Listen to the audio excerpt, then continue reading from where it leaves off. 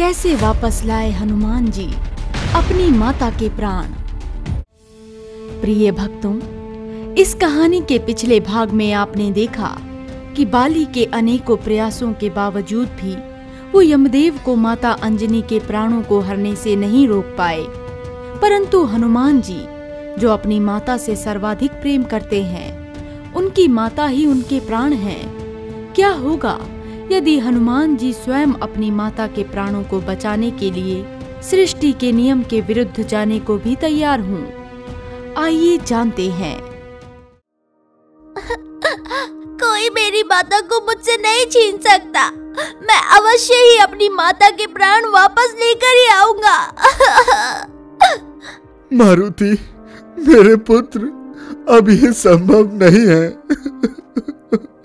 नहीं पिताश्री, मैं यमदेव से अपनी माता के प्राण अवश्य ही वापस लेकर आऊंगा।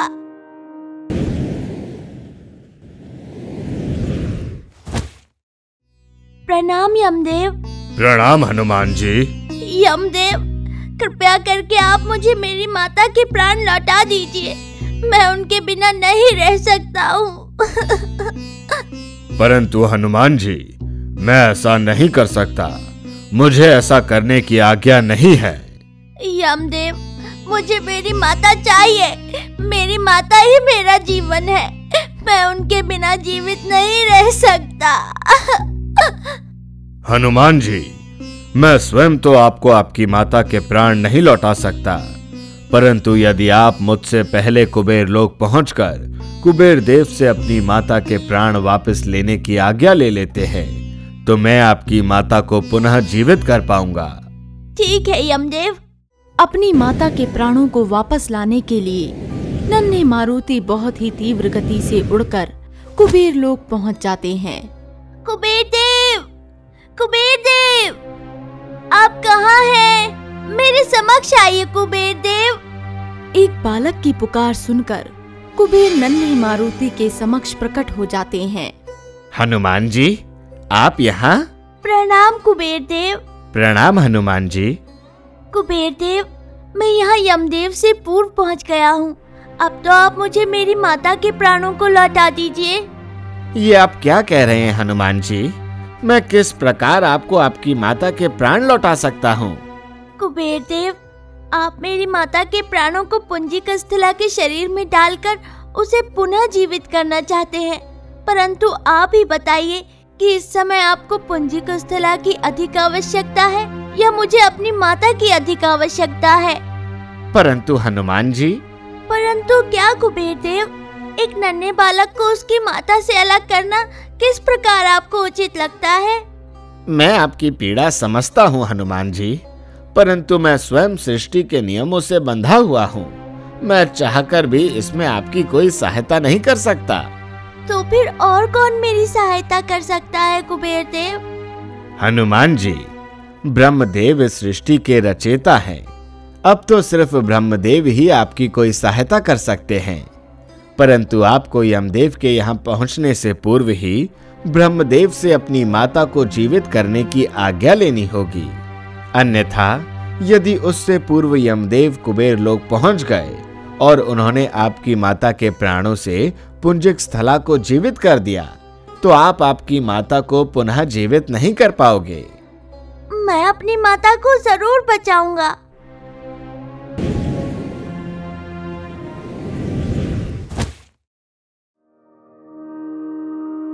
प्रणाम ब्रह्मदेव।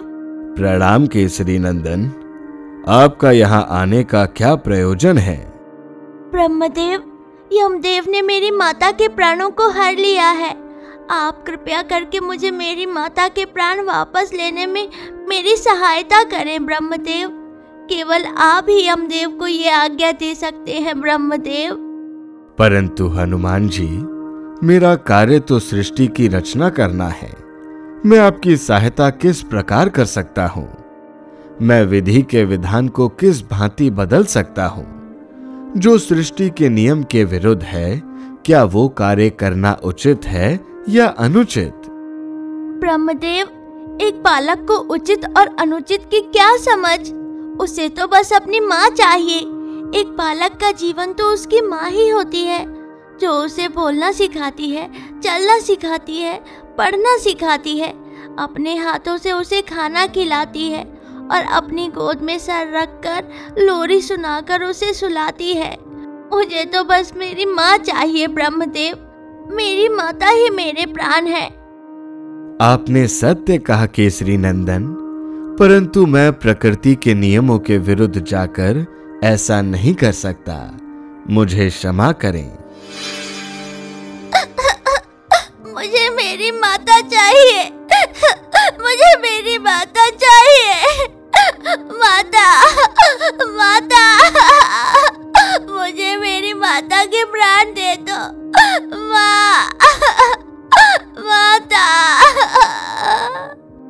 नन्हे मारुति के विलाप से समस्त पृथ्वी लोक पर त्राही त्राही मच जाती है। समुद्र में तेज लहरें उठने लगती है और तीव्र भूकंप से पृथ्वी कांप उठती है।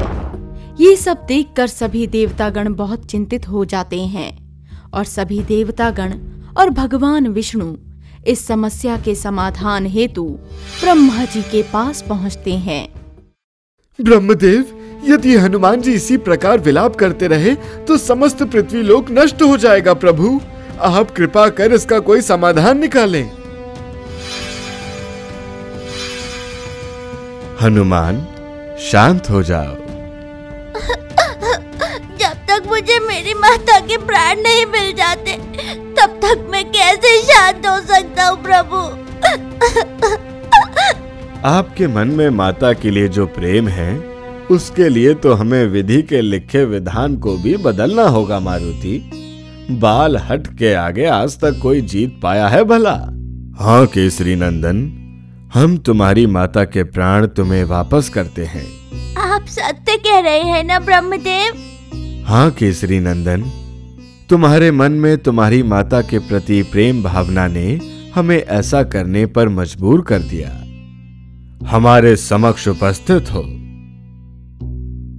हमारे समक्ष उपस्थित हो।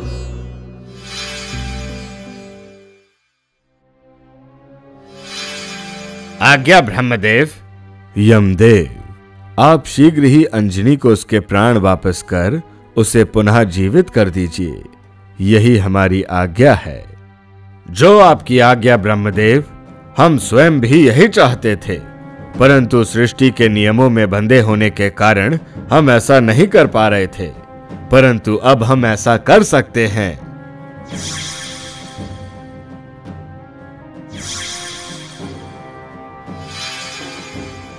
आपका बहुत बहुत धन्यवाद। आपका बहुत बहुत धन्यवाद पिताश्री। आपने ही मुझे सिखाया है कि सदैव अपने धर्म का पालन करो। मैंने आज आपकी सीख से ही अपने पुत्र धर्म का पालन किया। मुझे अपना आशीर्वाद दें पिताजी।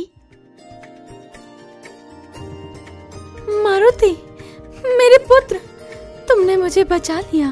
माता,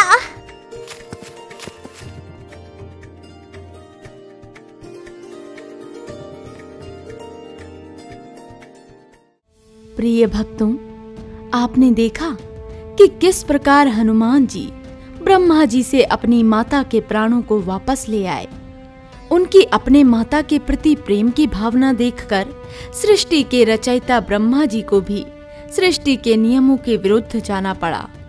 तो प्रिय भक्तों, आपको हमारी आज की ये कथा कैसी लगी, हमें कमेंट सेक्शन में जरूर बताएं और हमारे चैनल महावॉरियर को जरूर सब्सक्राइब करें।